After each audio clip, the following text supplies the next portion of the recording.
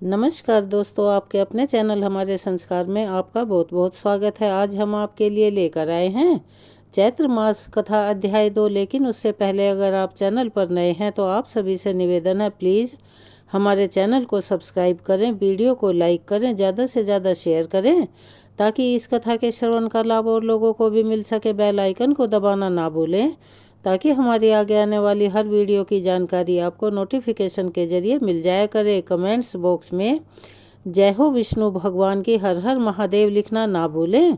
आपका यह छोटा सा प्रयास हमारे लिए काफ़ी मददगार साबित होता है।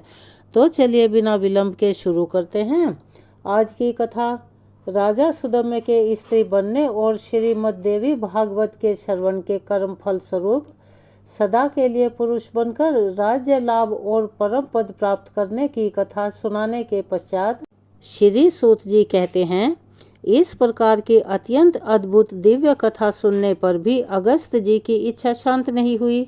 अतः वे नम्रता पूर्वक बोले और उन्होंने पुनः श्री कार्तिकेय जी से कहा, अगस्त जी ने क्या कहा?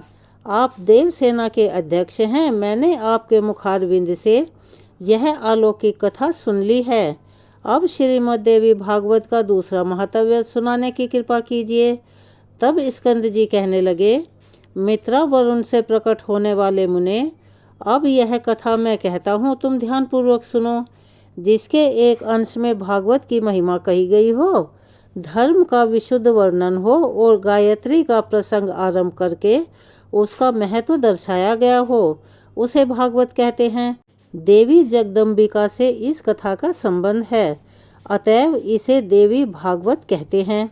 ब्रह्मा, विष्णु और शिव सभी देवता उन भगवती जगदम्बिका की आराधना करते हैं। प्राचीन समय की बात है, ऋत्वाक नाम के एक मुनि थे। उनकी बुद्धि बड़ी ही विलक्षण थी। उनके यहाँ समय के अनुसार एक पुत्र का जन्म हुआ, यानी कि जब उनकी युवा अवस्था ढल रही थी तब उनके घर में एक पुत्र रत्न की प्राप्ति हुई और उसके जन्म के बाद पुत्रोत्सव मनाया गया। रेवती का चौथा चरण गंडांत अर्थात खंडांत होता है, उसी में उस बालक की उत्पत्ति हुई थी। मुनि ने उस लड़के के जात कर्म आदि सभी क्रियाएं विधि विधान से संपन्न की थी, जैसे कि चूड़ाकरण और उपनयन आदि संस्कार भी संपन्न किए गए थे।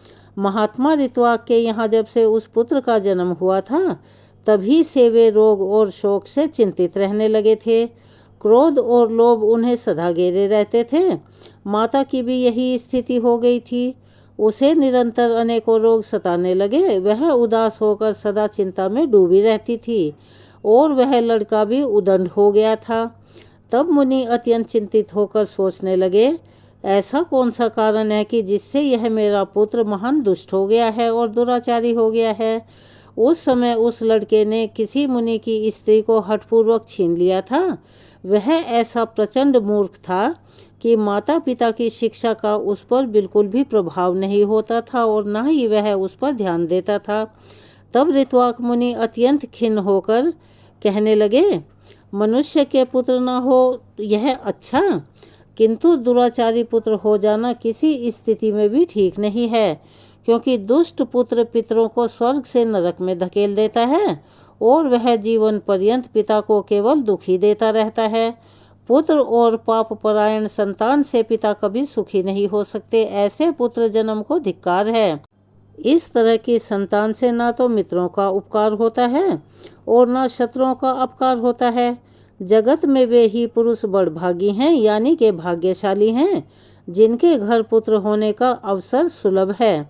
सदाचारी पुत्र दूसरे का उपकार करता है और माता पिता को सुखी बना के रखता है। दुराचारी पुत्र से कुल नष्ट हो जाता है, जगत में अपकीर्ति होती है, इस लोक और परलोक में दुख झेलने पड़ते हैं तथा अंत में नरक की यातनाएं भी भोगनी पड़ती हैं। पुत्र से कुल नष्ट हो जाता है, दुष्ट स्त्री मिलने से जन्म की सार्थकता जाती रहती है, उत्तम भोजन न मिलने से दिन व्यर्थ चला जाता है और बुरे मित्र से सुख की आशा भी निष्फल हो जाती है। स्कंद जी कहते हैं, इस प्रकार दुष्ट पुत्र के नीच व्यवहार से दुखी होकर अंत में वे श्री गर्ग जी के पास गए और उनसे पूछने लगे। ऋत्वाक मुनि से बोले, भगवान, आप ज्योतिष शास्त्र के आचार्य हैं। मेरे पुत्र के दुराचारी होने का भला क्या कारण है, यह मैं आपसे पूछने आया हूँ। कृपया मुझे बताने की कृपा करें। मैंने गुरु की सेवा में तत्पर रहकर विधि पूर्वक वेदों का अध्ययन किया, ब्रह्मचर्य व्रत का पालन करके उचित रूप से विवाह की विधि संपन्न की। स्त्री के साथ रहकर सदा मैं गृहस्थ आश्रम का पालन करता रहा, समुचित रूप से पंच यज्ञ की क्रिया संपन्न की। हे विप्रवर, मुझे नरक का भय सदा बना रहता है, अतः काम संबंधी सुख की इच्छा न करके मैंने केवल पुत्र प्राप्ति के लिए ही शास्त्रों के अनुसार गर्भाधान किया। हे मुने, फिर भी माता अथवा पिता के किसके दोष से मुझे ऐसा दुराचारी पुत्र प्राप्त हुआ? यह दुखदायी पुत्र परिवार में अशांति फैला रहा है। ऋत्वाक मुनि की यह बात सुनकर ज्योतिष शास्त्र के पारंगत मुनिवर गर्ग जी ने सभी कारणों पर विचार करके कहा, हे मुने, पुत्र के दुष्चरित्र और व्यभिचारी होने में ना तो तुम कारण हो और ना ही उसकी माता, और तथा कुल ही रेवती का अंतिम चरण गंडांत होता है। वही कारण है क्योंकि मुने, वही निंदित बेला तुम्हारे इस पुत्र के जन्म समय में बीत रही थी, अतएव तुम्हें दुखी करना इसका स्वभाव बन गया है। दूसरा कोई भी कारण मुझे दिखाई नहीं देता। हे ब्राह्मण, तुम उस दुख को दूर करने के लिए जगत जननी भगवती दुर्गा की आराधना करो। यत्न पूर्वक सुपूजित होने पर वे संपूर्ण विघ्नों को शांत कर देती हैं और सभी कष्टों का निवारण करती हैं। गर्ग जी की ऐसी बात सुनकर ऋत्वाक मुनि क्रोध से मूर्छित हो गए, अर्थात उन्हें क्रोध बहुत आया हुआ था। तभी उन्होंने तत्क्षण रेवती को शाप दिया कि वह आकाश से गिर जाए। उस समय नक्षत्र मंडल चमक रहा था, उधर उनके पुत्र लगे हुए थे। इतने में ही मुनि के शाप से रेवती आकाश से टूटकर कुमुदगिरी पर आ पड़ी। रेवती के गिरने से वह पर्वत रैवतक नाम से प्रसिद्ध हो गया। तब से उस पर्वत की शोभा और भी अधिक बढ़ गई। यों रेवती को शाप देने के पश्चात मुनिवर ऋत्विक गर्ग जी के कथन अनुसार भगवती जगदम्बिका की आराधना करके सुख और सौभाग्य से संपन्न हो गए। स्कंद जी कहते हैं, रेवती नक्षत्र का जो तेज पर्वत पर पड़ा था, उससे एक कन्या उत्पन्न हुई। जगत में अनुपम सुंदरी होकर वह दूसरी लक्ष्मी की भांति शोभायमान थी। रेवती के तेज से प्रकट होने वाली उस कन्या पर प्रमुच ऋषि की दृष्टि पड़ी, जिनका आश्रम पर उसके पास ही था। उसे देखकर वे प्रसन्न हो गए और उसका नाम रेवती रख दिया। महर्षि प्रमुच का आश्रम कुमुदगिरी के पास में ही था। उस कन्या को वे अपने स्थान पर ले आए, यानी अपने आश्रम पर ले आए, और पुत्री की भांति ही धर्मपूर्वक उसका पालन पोषण करने लगे। जब कुछ समय बाद वह सुंदरी कन्या युवती हो गई, तब उसे देखकर उन्हें उसके विवाह की चिंता सताने लगी। कौन इसके योग्य वर होगा, यों मुनि विचार करने लगे। बहुत सोचने के बाद उस कन्या के अनुरूप वर पाने में उन्हें सफलता नहीं मिल पा रही थी। तब वे अग्निशाला में जाकर अग्निदेव की उपासना करने लगे। अग्निदेव प्रसन्न हुए और कन्या के वर के विषय में मुनि से बोले कि हे मुने, सदा धर्म में तैयार रहने वाले पराक्रमी शूरवीर, प्रियभाषी तथा युद्ध में पीछे न हटने वाले राजा दुर्दम में इसके पति होंगे। अग्निदेव को यह बात सुनकर मुनि के मन में प्रसन्नता हो गई। उसी समय संयोगवश राजा दुर्दम में शिकार खेलने के बहाने प्रमुच ऋषि के आश्रम पर आ पहुँचे। वे बड़े बुद्धिमान, बलवान और शक्तिशाली थे। उनके पिता का नाम विक्रमशील और माता का नाम कालिंदी था। प्रियव्रत के वंश में उनकी उत्पत्ति हुई थी। जब राजा आश्रम के भीतर गए तब उन्हें मुनि दिखाई न पड़े, तो उन्होंने वहां पर जो कन्या थी उसको बुलाया और कहा, प्रिय, संबोधन करके पूछने लगे। राजा दुर्दम्य ने पूछा, महाभाग महर्षि आश्रम में कहाँ पधारे हैं? हे कल्याणी, सच सच बताओ, मैं उनके चरणों के दर्शन करना चाहता हूँ। तब वह कन्या बोली, महाराज, मुनिवर अभी अभी निकलकर अग्निशाला में गए हैं। कन्या की यह बात सुनकर राजा दुर्दम्य अग्निशाला के द्वार पर पहुँच गए। वे राजसी वेशभूषा में थे, नम्रता से उनका मस्तक झुका हुआ था। उन पर मुनि की दृष्टि पड़ी। तब राजा ने मुनि को प्रणाम किया और मुनि अपने शिष्य से कहने लगे, गौतम, अर्घ्य उपस्थित करो। ये राजा अर्घ्य पाने के अधिकारी हैं, क्योंकि बहुत दिनों पर इनका यहाँ आगमन हुआ है और ख़ास बात तो यह है कि ये हमारे जमाता हैं। ऐसा कहकर मुनि ने उन्हें अर्घ्य दिया और राजा ने उसे स्वीकार कर लिया। राजा दुर्दम्य अर्घ्य आदि के पश्चात आसन पर विराजमान थे। मुनि ने प्रचुर आशीर्वाद देकर उन्हें संतुष्ट किया और कुशलता पूछी और कहा, राजन, तुम्हारी सेना, खजाना, मित्र मंडली, भ्रातृवर्ग, मंत्री वर्ग, देश, नगर और स्वयं आत्मा में किसी प्रकार की अशांति तो नहीं है ना? तुम्हारी पत्नी की तो कुशल पूछनी ही नहीं है, क्योंकि वह तो मेरे यहाँ ठहरी हुई है। इसी से मैंने उसका समाचार तुमसे नहीं पूछा। अन्य लोगों की कुशल कह सुनाओ। राजा ने कहा, भगवान, आपकी कृपा से हर ओर कुशलता है। हे ब्राह्मण, पर मुझे यह बहुत आश्चर्य हो रहा है कि आपने मुझे जमाता कहा है, अतः मेरी कौन सी पत्नी आपके यहाँ है? तब ऋषि बोले, राजन, जो जगत में अद्वितीय सुंदरी है, वह रेवती नाम की कन्या तुम्हारी पत्नी यहाँ है। वह किस प्रकार तुम्हारी भार्या हुई, यह रहस्य तुम नहीं जानते। तब राजा ने कहा, प्रभो, मेरी सुभद्रा आदि भार्याएं घर पर हैं, उन्हीं को मैं जानता हूँ। हे भगवान, रेवती के संबंध में तो मुझे कुछ भी पता नहीं है। तब ऋषि बोले, राजन, तुमने अभी जिसे प्रिय शब्द से संबोधित किया है, वही तुम्हारी प्रेयसी पत्नी है। एक अक्षण भी तो नहीं हुआ तुम उसे भूल गए। राजा ने कहा, मुने, आप जो कह रहे हैं वही ठीक है। मैंने वैसे ही प्रिय शब्द कहकर बुलाया था, परंतु मेरी कुत्सित भावना नहीं थी। इस विषय में आप मुझ पर अप्रसन्न ना हो। तब ऋषि बोले, राजन, तुम ठीक कहते हो, तुम्हारे मन में कोई बुरा विचार नहीं था, किंतु अग्निदेव की प्रेरणा से तुम्हें ऐसे शब्द का उच्चारण करना पड़ा। इस कन्या के पति कौन होंगे, यह बात अभी मैंने अग्निदेव से पूछी है। उन्होंने कहा है, राजा दुर्दम्य इस कन्या के स्वामी होंगे, इसे कोई टाल नहीं सकता। इसीलिए हे राजन, मैं यह कन्या तुम्हारी सेवा में समर्पित करना चाहता हूँ, इसे स्वीकार करो। तुमने उसे प्रिय शब्द से जो संबोधन दिया था, उस विषय में तो कुछ विचार ही नहीं करना चाहिए। मुनि की यह बात सुनकर राजा चुप हो गए। अब मुनि के विवाह की विधि संपन्न करने की व्यवस्था करने लगे। पाणी ग्रहण संस्कार करने के यत्न में संलग्न मुनि को देखकर उनसे कन्या ने कहा, पिताजी, उचित तो यह है कि आप मेरा विवाह रेवती नक्षत्र में ही करने की कृपा करें। तब ऋषि बोले, हे वत्से, अनेकों वैवाहिक नक्षत्र हैं, फिर रेवती में ही क्यों विवाह करें? रेवती तो इस समय नक्षत्र मंडल में है भी नहीं।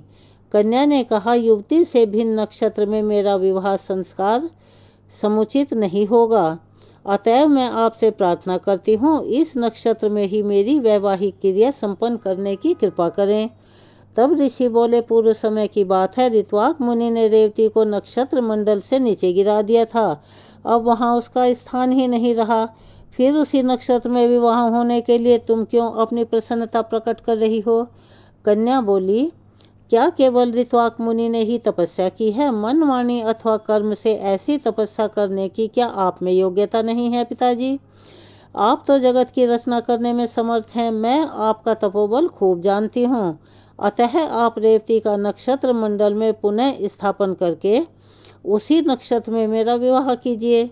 तब ऋषि बोले, तुम्हारा कल्याण हो, तुम जैसा कहती हो वैसा ही होगा। मैं तुम्हारे लिए आज ही रेवती नक्षत्र के मार्ग में स्थित करके उसी नक्षत्र में तुम्हारा विवाह संस्कार संपन्न करूंगा। स्कंद जी कहते हैं, अगस्त्य, इस प्रकार कहकर मुनि ने अपनी तपस्या के प्रभाव से उसी समय देवता के नक्षत्र मंडल में उसे पूर्ववत स्थापित कर दिया। फिर उसी नक्षत्र में विवाह विधि के अनुसार मुनि ने राजा दुर्दम्य को वह रेवती नाम की कन्या सौंप दी। विवाह कर देने के पश्चात मुनि ने राजा से कहा, और तुम्हें क्या पाने की इच्छा है, कहो, मैं उसे पूर्ण करने में भी उद्यत हूँ। राजा बोले, मुनिवर, मैं स्वयंभू मनु का वंशज हूँ। आपकी कृपा से मुझे मनवंतर का अधिष्ठाता पुत्र प्राप्त हो, यही अभिलाषा है। मुनि ने कहा, राजन, यदि तुम्हारी ऐसी इच्छा है तो भगवती जगदम्बिका की आराधना करो, तब मनवंतर का स्वामी पुत्र तुम्हें अवश्य ही प्राप्त होगा। श्रीमद्देवी भागवत 5वां पुराण है। उसकी 5 आवृत्तियां श्रवण करने से तुम अपने मन के अनुसार पुत्र प्राप्त कर लोगे। इस रेवती के गर्भ से 5वां रैवत नामक मनु होगा। उसे वेद की पूर्ण जानकारी रहेगी, शास्त्र के सभी रहस्य उसे पता रहेंगे, धर्म में उसकी निष्ठा रहेगी और वह युद्ध में कभी पराजित नहीं होगा। मुनि के ऐसा कहने पर राजा ने उनके चरणों में मस्तक झुकाया और अपनी पत्नी को साथ लेकर वे अपने नगर की ओर चले गए और पितामह की राजगद्दी पर बैठकर उन्होंने शासन आरंभ कर दिया। राजा दुर्दम में बड़े बुद्धिमान और धर्मात्मा थे। वे उसी प्रकार प्रजा की रक्षा करते थे जैसे औरस पुत्र की जाती है। एक समय की बात है, महात्मा लोमश राजभवन पर पधारे। राजा ने प्रणाम करके उनका स्वागत सत्कार किया और हाथ जोड़कर उनसे कहने लगे, हे मुने, आप सर्वसमर्थ हैं, मुझे पुत्र पाने की इच्छा है, अतः आप श्रीमद् देवी भागवत नामक पुराण सुनाने की कृपा कीजिए। राजा की बात सुनकर लोमश को बड़ा आनंद हुआ। वे कहने लगे, राजन, तुम धन्य हो, तभी तो त्रिलोक जननी भगवती दुर्गा में तुम्हारी ऐसी भक्ति जाग उठी है। जो भगवान जगदम्बिका देवता, दानव और मनुष्य का परम आराध्या हैं, उनमें जब तुम्हारी भक्ति हो गई है तब फिर तुम्हारा कार्य सिद्ध होने में भला क्या संदेह है। अतः हे राजन, मैं तुम्हें श्रीमद् देवी भागवत पुराण अवश्य सुनाऊंगा। उसके श्रवण मात्र से कोई भी पदार्थ पाने में शेष नहीं रहता। हे ब्रह्मनियों, कहकर लोमश जी ने शुभ मुहूर्त में कथा आरंभ कर दी। राजा दुर्दम में सपत्नीक बैठकर विधि पूर्वक कथा की 5 आवृत्तियां सुनते रहे। कथा समाप्त होने के दिन उन धर्मात्मा ने अत्यंत आनंद के साथ पुराण और मुनि की पूजा की। नमान्य मंत्र से हवन किया। कुमारी कन्याएं जिमाई गई। वे पत्नी के साथ ब्राह्मण भोजन में सम्मिलित हुए और सबको दक्षिणा देकर संतुष्ट किया। कुछ समय व्यतीत होने पर भगवती की कृपा से रानी को लोक का कल्याण करने वाला गर्भ रह गया। गर्भ की अवधि पूर्ण होने पर ग्रहों के उत्तम योग में रानी ने पुत्र को जन्म दिया। उस समय संपूर्ण मंगल प्रदान करने वाला मुहूर्त बीत रहा था। पुत्र जन्म की बात सुनकर राजा के मन में अपार हर्ष छा गया। उन्होंने स्नान किया, सुवर्ण के कलश रखे गए और उनके जल से जात कर्म आदि क्रियाएं सुचारू रूप से संपन्न की गई। ब्राह्मणों को दान देकर संतुष्ट किया गया। उसके बाद समय पर यज्ञोपवीत हुआ तथा अंगों और उपांगों सहित वेद पढ़ाने की राजा ने व्यवस्था कर दी। फिर रैवत नाम से विख्यात वह बालक संपूर्ण क्रिया का पारगामी धर्मात्मा, धर्म का प्रवचन एवं अनुष्ठान करने वाला, परम पराक्रमी तथा अस्त्र वेदताओं में सर्वश्रेष्ठ निकला। उसके बाद ब्रह्मा ने रैवत मनु के पद पर प्रतिष्ठित कर दिया। श्रीमान रैवत मनवंतर के स्वामी बनकर धर्म पूर्वक पृथ्वी पर शासन करने लगे। इस प्रकार मैंने भगवती जगदम्बिका के एवं पुराण का महात्म्य का संक्षेप में वर्णन किया है। उसे विस्तार पूर्वक कहने में मैं क्या कोई भी समर्थ नहीं हो सकता। सूत जी कहते हैं, अगस्त ने श्रीमद् देवी भागवत महात्म्य एवं विधि सुनने के पश्चात स्वामी कार्तिकेय की पूजा की और पुनः अपने आश्रम को लौट आए। हे ब्राह्मणों, तुम लोगों के समक्ष देवी भागवत के महात्म्य का वर्णन मैं कर चुका। भक्ति पूर्वक इसे पढ़ने और सुनने वाला पुरुष जगत में सभी भोगों को भोग कर अंत में पुनरागमन से रहित हो जाता है, यानी कि वह आवागमन से छूट जाता है। तो यह था आज देवी भागवत महापुराण का दूसरा अध्याय। इसके आगे का अध्याय हम अपनी आने वाली वीडियो में आपको सुनाएंगे। तब तक के लिए आप उसका इंतज़ार कीजिए। अगर आप चैनल पर नए हैं तो प्लीज़ चैनल को सब्सक्राइब करें, वीडियो को लाइक करें, ज़्यादा से ज़्यादा शेयर करें।